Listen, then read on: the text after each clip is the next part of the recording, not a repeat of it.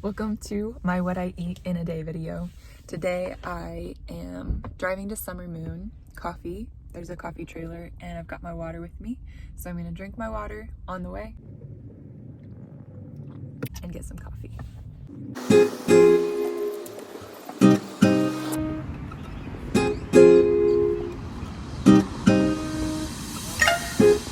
It's rainy, so I'm gonna sit in my car while I drink my coffee for a little bit and then I'm gonna head back home. That's really good. I got the wood fire drip. So one cool thing about Summer Moon is all of their coffee is wood fire roasted, which on their website it explains more about that process, but I thought that was really cool. And it does taste smoky, and I like that. I don't think everybody likes that. I like that. Normally I would sit in the gazebo out here, but it's a little bit sprinkly and it's kind of chilly and I'm wearing shorts, so I'm not gonna do it. I'm gonna sit in my car for a hot minute, drink a little bit of coffee, and then go home and work.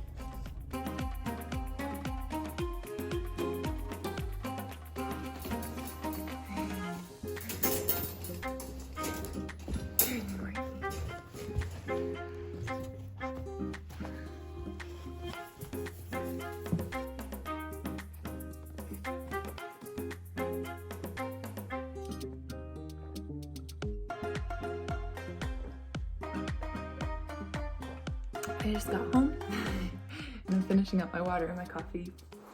Coffee I'm gonna take slow. The water was much needed. But I'm going to be showing you what I do in a day, what I eat in a day, and I want to tell you a little bit about my story. So I struggled with anorexia in my early 20s. I'm 30 now. And when I was in my early 20s, I would say like really 20 to 26, 24, I was in the mindset of anorexia and like knew I had a problem, but didn't really want to change it. And when I was 24, I was living in Korea at the time and I had friends there, like even some really good friends, but I was more alone, I guess you could say. Like I wasn't around family and friends that I had grown up with. So even though I had a problem, I think a lot of people just thought that that's like how my body was and that was like how I ate. And so there weren't a lot of people around me that could be like, you have a problem and like want to support me in that, because the friends that I had didn't know. So it was my sister that brought it to my attention that like, I know you have a problem, like you need to be honest. And I did want to be honest with her because she's a person that I really value and I trust her and I know that she has trust for me and I wanted to keep that. And so that was a big wake up for me to be like, I don't want to lie in our relationship. So that was really what like woke me up to the fact that if I continued doing what I was doing, then I would die. And so I would say probably 26 to 28, even 29, like I have struggled with looking at my body when I do gain weight. And I have gone through phases of like wanting to lose weight again or just being like satisfied with how I'm eating. And so a big change for me has been starting to really accept my body and even appreciate, like I have such a deep appreciation where I'm at now of the things that my body can do for me, and like thinking of all the travels that I've gotten to do and thinking of like the ways that my body has supported me when I've like gone camping or like just lived life. Like I've become a yoga teacher. I've like moved out on my own. I've again traveled, I've road tripped, like all of these life experiences that I've had. I realize how much my body has allowed me to do those things. And so I have such a deep appreciation for my body now that I think in the past, like I did have, but I didn't completely understand the like wholeness of that. So where I'm at now is like in a place of not only acceptance of my body, but really love and appreciation. And so with filming this, what I eat in a day, I will preface that by saying that I've gone through phases of, in my early 20s, struggling with like extreme restriction. I was like, what's the word? Extreme restriction. And in my mid 20s, I became vegan, but I think that it was for both right and wrong reasons. Like I know that being vegan, a certain way of being vegan can be more sustainable. And by a certain way, I mean like there are vegan packaged snacks and like all these different foods. And I don't think those are bad. Like if that's how you want to eat and you want to be vegan for different reasons, like it's great that those things exist. But I also think that whole foods like fruits and vegetables and really anything that comes from the earth, like that is our medicine. That is our best. That's the best thing that we can eat. And so I knew that it was more sustainable in that way. Like it was healthier for my body in the long run. It was healthier for the earth. And also there's the ethical reason of not eating meat. I also realize now, like everybody has different needs. Everybody's bodies have different needs. And so I don't feel like I have a body that really needs meat and craves meat. And when I do eat meat, I get more lethargic and slow. And so I don't really enjoy eating it. But I don't live in a body where like some people experience extreme fatigue if they don't have meat. And so I don't know a lot about that, or I don't want to get into that.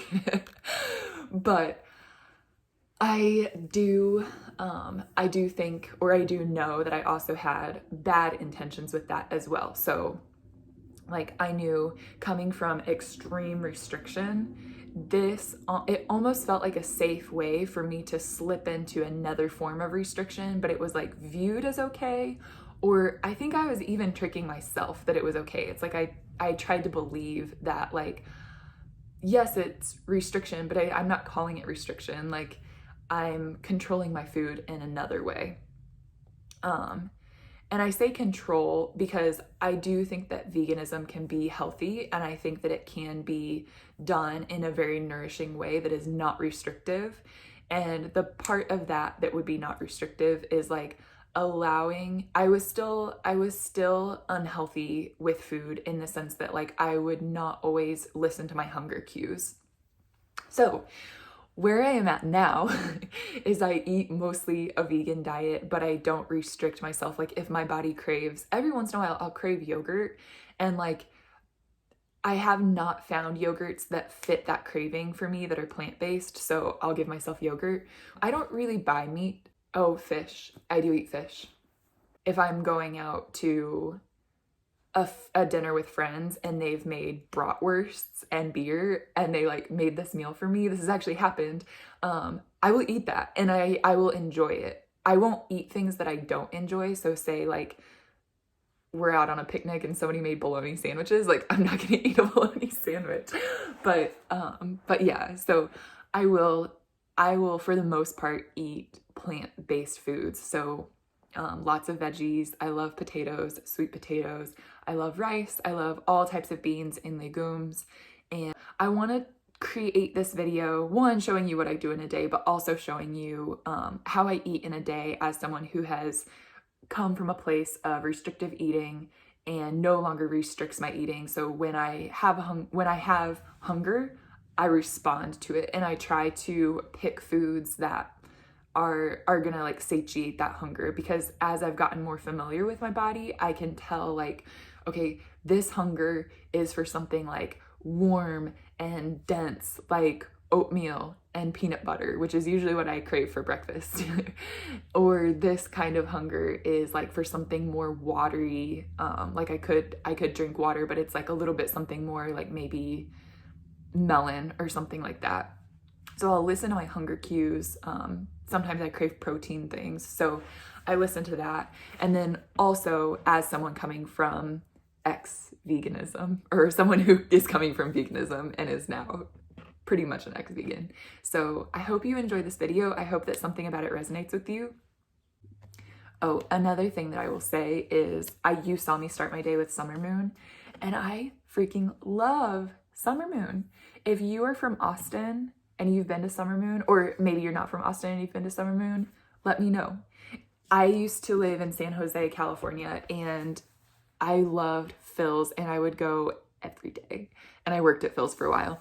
But tell me if you've been to Phil's too, because that one's it's a small chain, but it's like local to, it started in California and it's local to California, and it's amazing coffee and it's an amazing environment, and the people that go there and work there are amazing. So I like really miss that, because it's almost like it was a community for me to be there. And now that I live in Austin currently, I was missing a place like that. And I feel like Summer Moon, like it hits the spot.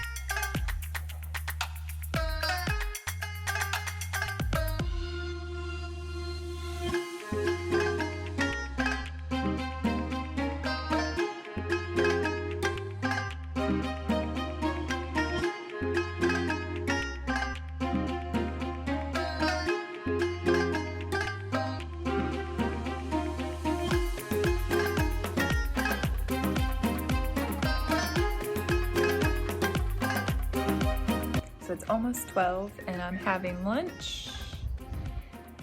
I used most of the rice and beans mixture that I made, and I put it on a bed of greens, and I chopped up some carrots and cucumbers and avocado.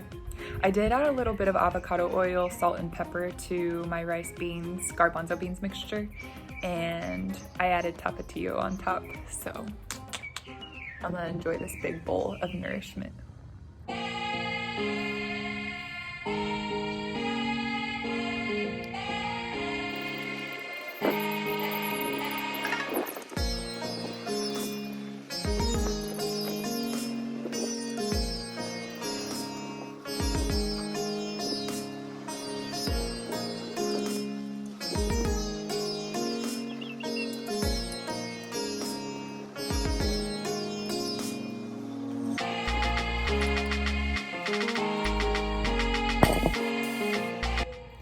So I just finished lunch and now I'm sitting outside and enjoying the weather. It looks cloudy and rainy, but it actually feels really warm outside.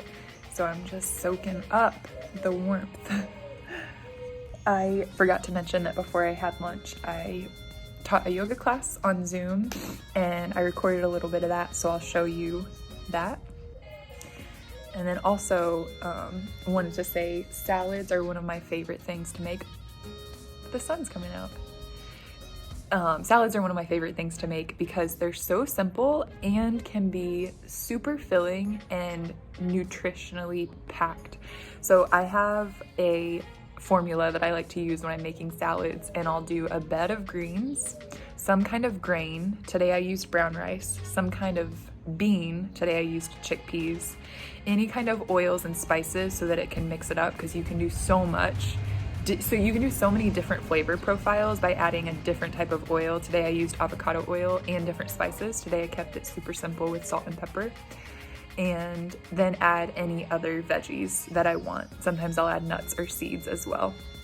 But I love making salads. That one was actually super filling and very, very delicious. And brown rice is nice because it has, brown rice and chickpeas both have a lot of fiber, and that's great for your digestion and can also be great for maintaining weight if that's something that you are interested in. And it's also, brown rice is high in magnesium, which is great for preventing heart disease. So very, very delicious and nutritious meal.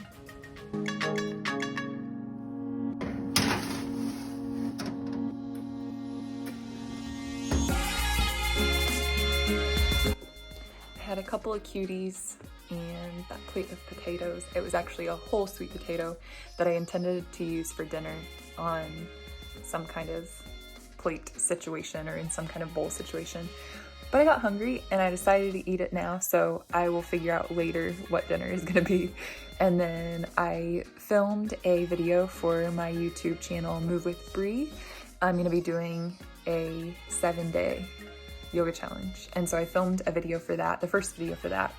And now I'm just chilling and I'm gonna do a little bit more work with editing and uploading. I just finished dinner and I ended up eating the same thing that I had for lunch. So again, I had greens, brown rice, chickpeas with avocado oil and salt and pepper. And I added carrots and cucumbers. I did have, earlier I had 2 cuties, but I think that I already talked about that. And that's probably all that I'm gonna have tonight. If I do have a snack, it will be, I have these dates covered in almonds, but I'm feeling pretty full right now, so we might be done.